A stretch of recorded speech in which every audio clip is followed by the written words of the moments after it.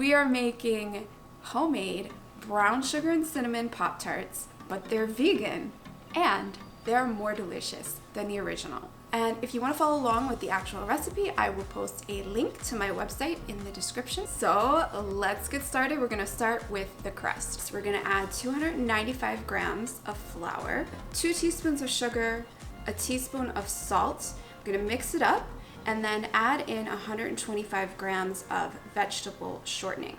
And then we're going to take a fork and cut it in until it is nice and crumbly.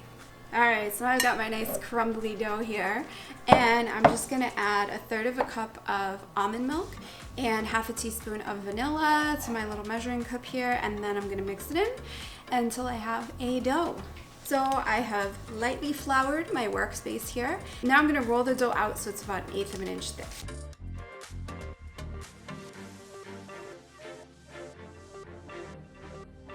So now that it's rolled out, I'm going to start cutting the dough. I have prepared a little rectangle here out of parchment paper. It is 3 inches by 4 inches. I pre-cut it, so it's just a pattern that I'm going to use to cut the squares that I need. And I am using a pizza cutter.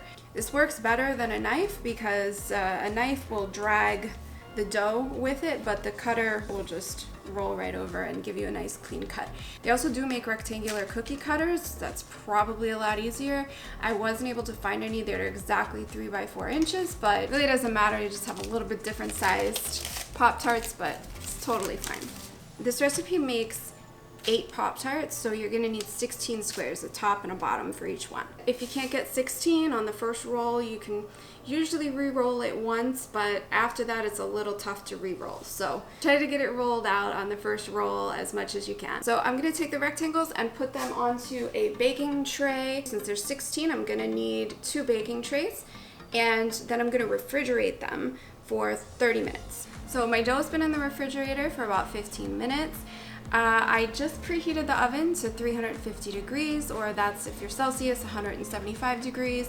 And I am going to start making the filling. So for the filling, we need 150 grams of brown sugar, a teaspoon of cinnamon, 2 teaspoons of cornstarch, and 1/8 of a teaspoon of salt. We're going to mix that together, and then we're going to add 28 grams of vegan butter and cut that in until it is well mixed. We're not done yet with the filling. We're going to add 2 teaspoons of coconut cream, unsweetened coconut cream, and 1/2 teaspoon of vanilla. The coconut cream is really important because it's going to keep your filling nice and soft. So when your filling's all mixed up, this is what it should look like. At this point, what I like to do is divide the filling into 8 little balls. That way when I'm filling the Pop-Tarts, I don't have to worry about if I'm taking too much or too little. Am I not going to have enough when I get to the last Pop-Tart?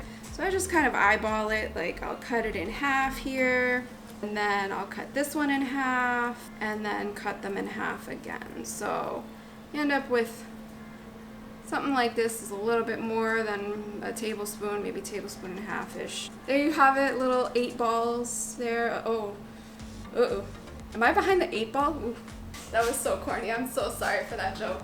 Alright, so my rectangles have cooled, and I have set them out here on the counter for a few minutes just so that they're not super hard. And I have a plate here, a large plate that I have dusted with flour. I also have a couple ramekins here. I have one with almond milk and one with water, and then I have my filling here. I'm going to start with one. If they're a little bit hard, be careful when you're lifting them up so you don't break it. And I'm going to take 1 ball of filling and kind of dab it on the middle there. Now what I'm going to do is I'm going to spread it around with the spoon. But if it gets too close to the edges, I'm going to use my finger here to keep it from getting too close, because we're going to need this area on the edge to seal the 2 pieces of dough together. So that looks pretty good. I'm going to just dip my fingers. If you have a paintbrush or something, go ahead, but you know, fingers work too. And I'm just gonna tap on the sides here. The reason I put it on a plate is because it's easier to spin.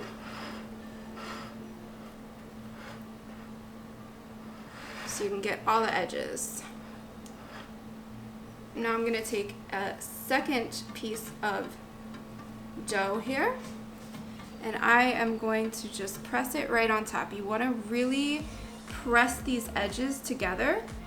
You're gonna crimp it with a fork too, but you really wanna make sure everything is sealed here, because this brown sugar will have a tendency to want to leak out, and we don't want that to happen. We want nice, pretty Pop-Tarts with no leaks.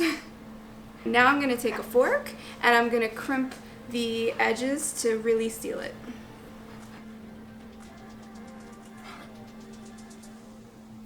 So now I'm going to take the fork and I'm gonna poke a whole bunch of holes in the top. You wanna let the steam out, because otherwise the steam's gonna build up inside the Pop-Tarts. You're just gonna have a giant gap in the top of your Pop-Tart. So I'm just gonna put as many holes as I can in here. Finally, I'm going to take some almond milk and spread it on top. I'm gonna just kind of brush it around with my fingers here. The almond milk is kind of the equivalent of an egg wash. It's just to give it some color and shine. I'm gonna put it back on the baking tray with me.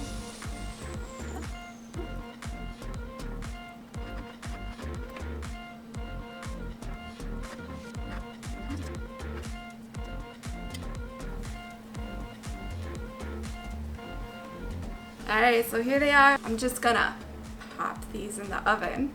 I'm sorry, that was not funny.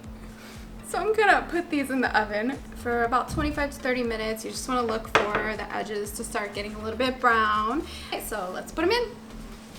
The Pop-Tarts are out of the oven. They are cooling behind me, and they're almost cool. So I'm gonna go ahead and start making the frosting. I have 150 grams of powdered sugar here. I'm going to add a teaspoon of cinnamon, a tablespoon plus a third of a teaspoon of almond milk, and a quarter teaspoon of vanilla. I'm just gonna add it all here, mix it up, and I'm gonna have my frosting. It's pretty simple. The frosting is gonna be a little bit on the thick side because you don't want it running off the edges of the Pop-Tarts. But if it's too thick and you really can't spread it, you can add a little bit more almond milk. Or if it's not thick enough, add some more powdered sugar. This is about this consistency you should have. You can see that when you stir it, it's a little tough, but once you let it go, it starts to kind of gloss over a little bit. That is the consistency that we're looking for. I'm just gonna put my Pop-Tart here on a plate. Just gonna take a little bit of the frosting, put it on top, and kind of spread it around. It's gonna look a little matte at first, but if you leave it for a few seconds, it's gonna get nice and glossy. Once it's frosted, it'll probably take about an hour to set. You can eat it right away. You don't need to wait. All right, so that's it. Brown sugar and cinnamon Pop-Tarts. Let's see how it tastes.